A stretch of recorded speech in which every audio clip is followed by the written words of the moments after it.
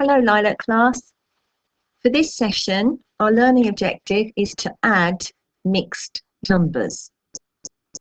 Our key vocabulary: fractions, improper fraction, mixed number, whole number, improper fraction, common denominator, denominator, and numerator.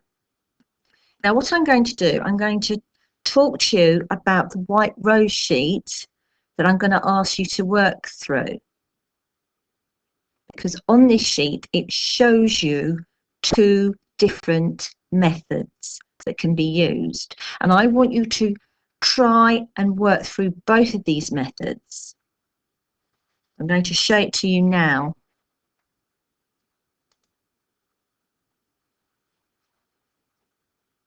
Now, this top method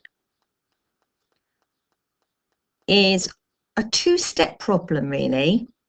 What you do first of all is you add up your whole numbers, your 1 and your 2, and you get your 3, and then you add up your fractions separately. So you add up your 1/3 and your 1/6.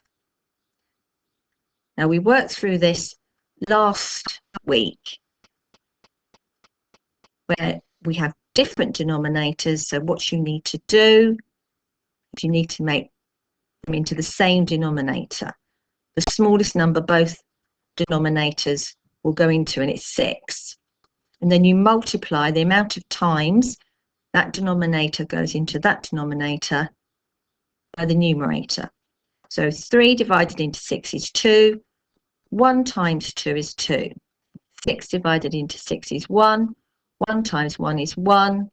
And you get the answer 3/6. And in its simplest form, 3/6 is 1/2. 3 divided by 3 is 1. 3 divided into 6 is 2. And then you put your calculation for adding the fractions together with your whole number. And that's where this answer comes from. Now, the next method is a little bit trickier, but I'd like you to try this method while you're working through this section here.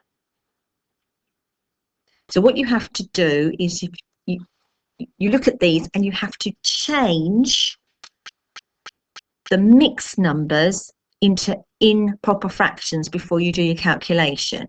So here you've got 1 3/4 plus 2 1/8. Let's make them both into improper fractions. We've done this before, not last week, the week before. 1 times 4 is 4, plus 3 is 7. So that number there, that numerator is 7/4. And you add it to 2 times 8 is 16, plus 1 is 17. So that becomes 17/8.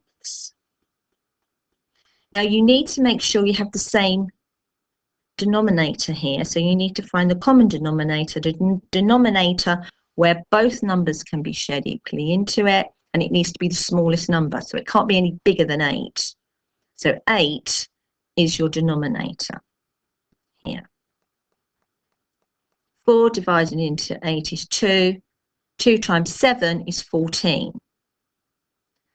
8 divided into 8 is 1. 1 times 17 is 17. So exactly the same method that we were doing last session. And then you add your numerators. So your answer is 31. And you keep the denominators the same. 8 divided into 31 is 3. And there are 7 left over. You put your 7 at the top, and your 8 is your denominator. There is another sheet I've given you about problem solving and reasoning if you feel confident enough to do that. Thank you.